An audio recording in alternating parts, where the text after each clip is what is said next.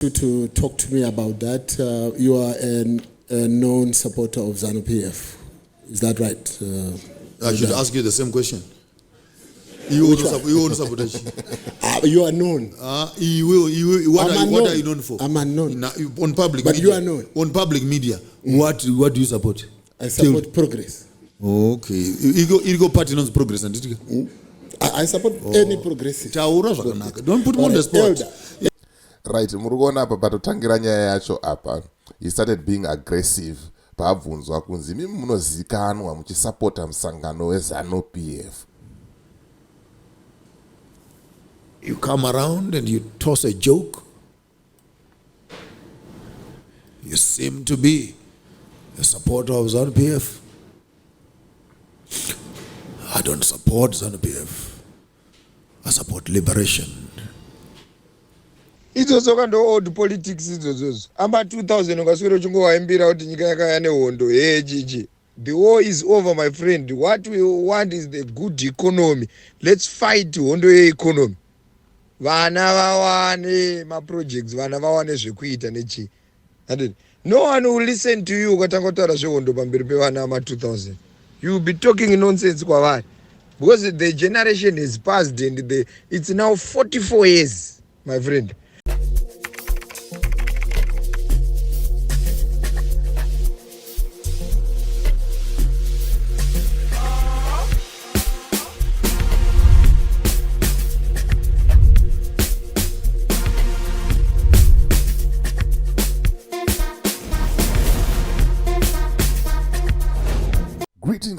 Greetings and more greetings to you good people. My name is DJ Holly and welcome to Point 5 Creative Studios. Chitubu che content, chitubu chisingapwe, chitubu chinonwa nemunhu wese, chitubu chakavhenekwa, chikaongororwa nana mazvikokota kunzi aiwaka chitubu ichi chine content iri healthy, content yakachena, content iri clean, yakakodzera kunge chikonsumwa nemunhu akaita kunge iwewe. Ndosaka uri panapa muzuva ranhasi. So if it's your first time here, dzvanya subscribe button and the notification bell so that you don't miss out on any exciting content uploaded. Asi kana wanga wagara uri mugaro wepanapa ndangokutenda nekuita sei nekukurumidza kubhadhara rent. Thank you very much for supporting Point 5 Creative Studios. Yes, zvadhakwa last number. Uzaononzi kudhakwa last number. Ukaona vanhu vakaita sababa Euda Joshua Maponga vakuramba musangano weZanu PF katatu jongwe risati rarira. Wozati chaora chinhu ichi, wozati chaora last number. Ma1 vatozosvika pakuchema, kuburitsa musodzi nekurwadziwa nekushungurudzika kwavaiita kuhondo, mazuva ehondo, nekuurayiwa kwaitwa vanhu nemamiriro azoita zvinhu zvamanje manje. Pakashata. So sezvamunoziva panapa hatingotaure nyaya nje, tinouya newatinoti umbowo. Saka ndine video clip yandoda kuti ndikuratidzei vari paDanny J show mawana pakaipa toatazokurukura nezvaro kuti munofungei, munoonawo zvakamira sei kuti maelders varidzi vechinhu kana vakuchibuka paruzhinji, because hapana munhu asingazivi kuti mudhara aisapota musangano. But zvamanje manje aramba musangano katatu jongwe risati rarira. Pakashata. Saka ndisandapinda munyaya yangu ndikuti kana une business raunaro rauda kushambadzirwa, aiwa kapanapa tinokushambadzira zvakaita sei zvakaisvonaka zvisina kana chitsotsi kana ukopokopo mukati. Ndibate namba dzangu ndidzodzidzo dziri kubuda pascreen. Handitika kana une nyaya yaunayo, kana wakavharwa mari nen'anga dzefeki idzi, maprofita efeki aya, ndibate naye katima expose panapa. Ndo patinoita sei patinotaura tisingatye, tisingavhunduki, hatina munhu watinotya panapa. Handitika saka namba dzangu ndidzodzidzi. Okay, ndisandapinda munyaya yangu, ndikutaura kuti munhu ngaarongeka. Handitika vhurai FNB account usina permit panongodiwa passport chete handitika bata Michael panamba idzo dziri kubuda pa screen handitika womutaura ranzi na DJ Holly iwewe ndiwe munhu wacho ari kutoita zvinhu zvamanje anokusota handitika zvinhu zvenyu zvaita sei zvomba zvapinda mugwara chairo handitika ma1 saka rega aiso tipinde munyaya yedu yanhasi nyaya iri kupisa aiwa ukaona vanhu vachibuka baba chakurambwa nevaridzi baba pakashata rega todoti zvinofamba sei but pari kupisa zvamanje parikuita sei pari kupisa right rega dai so zandizvi takadika pamunyasoona nekunzwa because pakaipa ma1 chaiyo right rega tinzwe mukuru kuti ari kuti chi vanozoda kuona the full interview munoenda paDenny J Show munoona nditika ipapo kuti zvaifamba sei nyaya dzacho dziri kubva kupi dzichienda kupi but inini ndoda ngokuendesai pane nyaya yangu panonaka tata kurukura ndi pamusoro peipapo handitika saka rega tinzwe kuti how far. You also famously said the other time liberation heroes are not economic heroes. I want you to talk to me about that. You are a known supporter of Zanu PF. Is that right? I should ask you the same question. You want to support you are known. What are you known for? I'm unknown. On public but media. You are known. On public media. What do you support? I support progress. Okay. You go party knows progress and I support any progressive. Don't put me on the spot. Right, murikuona apa patotangira nyaya yacho apa. He started being aggressive. Paabvunzwa kunzi mimi munozikanwa muchisapota musangano weZanu PF. Zvikanzi kweyo unosapota chii? Unoona kana tone yamva yatochinja ndopaunoona kuti mawana havasi kunakirwa nechino rega tinzwe kuti haufava. Ndo problem yenyu afana okuinterview nokuti imoda kuvunza wangu muvunzo munhu akakuvunza muvunzo uda kunzanga unzvenganzvika pindura. Elder. Inini I cannot be known to support any party. I can't be known to support any party. But you are known to support the ruling party. I don't support Zanu PF. I don't support CCC. I don't support MDC. I support the nation. Okay. National politics is beyond party politics. Parties come and go. Okay. The land and its people will remain here. Yeah. So, and anyone who seeks to develop the people, improve infrastructure, build roads, hospitals. If I put it on public media, by the way, kana chamisa akawaka bridge, I will publicly go and say, well done. Kana gazira power station, I will go and say, well done. Mariza tinongo mamillion wano collector kuti wakambogadzira iri nyangwe chirugu chehuku. A chicken run.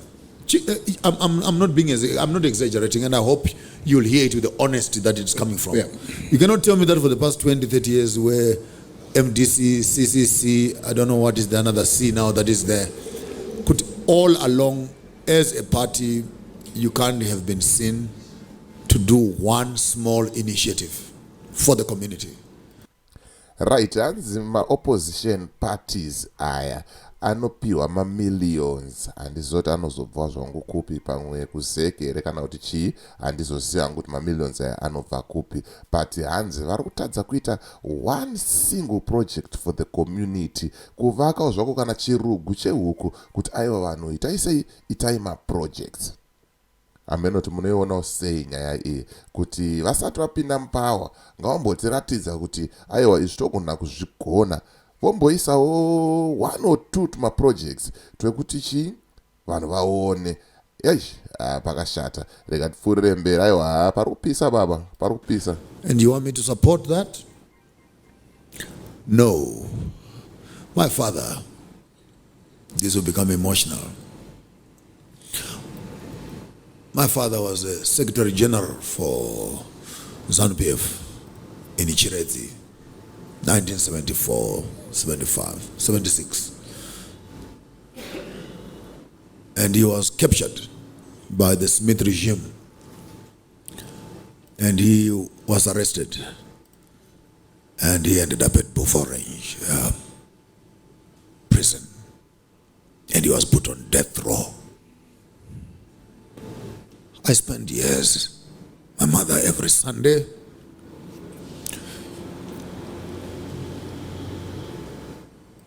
would ride to the prison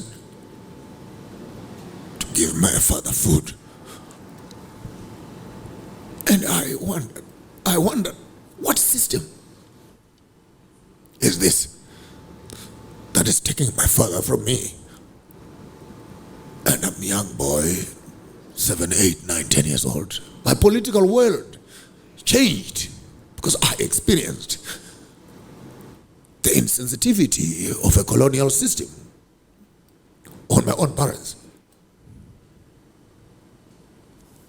You come around and you toss a joke. You seem to be a supporter of Zanu PF. I don't support Zanu PF.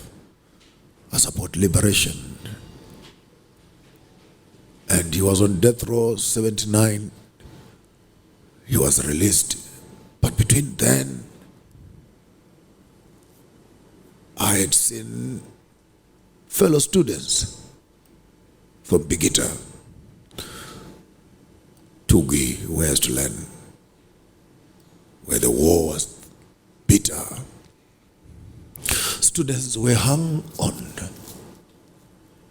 wires on a helicopter, and with microphones in their hands, they would shout to us, if you decide to go to war, this is what we will do to you. I saw my classmates hanging on a helicopter. I experienced that. I dragged uncles into shallow graves. I experienced that. I don't think you have an idea of what you're talking about. I don't think you have the slightest idea of what you're talking about. I'm not interested in politics. This is my life. Traumatized. Sorry for shedding tears on a podcast first time, but yeah. But this is my experience. This is my experience. This is what the system has made me to be. This is what I have become. And you talk to me about politics? This is not politics to me. This is my life. So I don't want ever to be asked again, who do I support, who do I what? As if we're a groupie little thing, you're there, you're here, you're there, you support this, I just support that. And it's entertainment for you guys to get t-shirts and get some few caps. No. The land and the people will be here after all politics is gone. Right, mazvinzwira mega, mazvionera mega kuti aiwa mukuru abuka chinhu pachena. But tinoti tikurukure nyaya yehondo iyi kusvikira rini. Yes, we respect and we appreciate vakuru vakaita sei vakarwa hondo, vakatipa rusununguko, zvinhu zvakasununguka, zvinhu zvanaka. Handitika zvinhu zvanaka, but pane imwe nguva yekuti taane new generation. So panapa da kuplaya a voice note. Dakuplaya a voice note monzwawo mafungiro ari kuitawo vechidiki vamanje manje kuti aiwaka tingaramba tichitaura nyaya yehondo here tamuna 2024. Of course we are not forgetting zvedu kuti chi vakuru vedu vakatirwira takasununguka, but manje toramba here tichitaura nyaya yehondo kune ama 2K. Saka rega tinzwe voice note kuti how far. idzodzo ndo old politics idzodzo amba 2000 ukaswera uchingowaimbira kuti nyika yakaya nehondo chichi. The war is over, my friend. What we want is the good economy. Let's fight hondo yeeconomy. Vana vawane maprojects, vana vawane zvekuita nechi. No one will listen to you ukatanga kutaura zvehondo pamberi pevana ma 2000. You will be talking nonsense kwavari. Because the generation has passed and it's now 44 years, my friend. If you check very well, even nowadays, vana chaiva vachaende kuindependence. Istaenda kuindependence chinotamba tichifara tichida, but now hakuna ma2k aunoona vari paindependence vakagara. They are very few. If you go even kuma urban areas, havaende kuindependence. Vanhu vanoenda kuindependence ndekuti anenge ari kurura, haana imwe entertainment yainayo, ada kutongonofara nekudya nyama nekutamba radio. Andikuona. So isusu let's push zvinhu zvine innovative with the current generation yatinayo. Kwete zvokuti unodudza tanzi ukaona dhangotera uya paita mutengesi samwe, vanhu vachiba mari munyika vachidya mari ma88 million. Saka mutengesi ndiani? Ari kudya 88 million ari wega. Ndiani mutengesi munyika? Ndiani? Let's be real. Munhu anopiwa tender 88 million odya mari yese ari 1. Saka ndiani mutengesi pa? Munhu ari kuparadza nyika ndiani ari kudya 80 million wega? Aiwa, let's be real, man. Right, mazvinzwira mega kuti aiwa hanzi mutengesi ndiani munhu ari kuba 88 million odya ari ega mari yenyika. Murungoziva nyaya yevakomana vembudzi iri kunetsa, iri kutenderera ma1 ende vamwe vacho takatotaura tikati havambofa vakasungwa nekuti vari kudyawo nevakuru. Saka hanzi mutengesi ndiani ari kuparadza dura renyika kana kuti ari kuda kuvaka nyika kuti iende kumberi ounza zvake kuti paive neshanduko. Saka hanzi hatingarambe tichitaura nyaya yehondo, tinorespekta kuti aiwa hondo yakarwiwa, but time iyoyo yapfuura, taapanguva yamanje manje. So zvamanje manje ngatichitaurawo zvekuti hondo yeikonomi toirwa sei, hondo yechimurenga takarwa, hondo yeminda tikarwa, taakudawo hondo yekuti sei tirwe hondo yechimurenga. Ndozviri kutaurwa panapa handitika. So ndonyaya yanga tichingofamba nayo zvamanje manje kuti ndikunzwisei, ndikuratidzei zviri paground zvamanje manje handitika. So as for me, DJ Oli and the rest of the crew behind the scenes, tokuti it's bye for now. Ngatisangane muvhidhiyo rinotevera.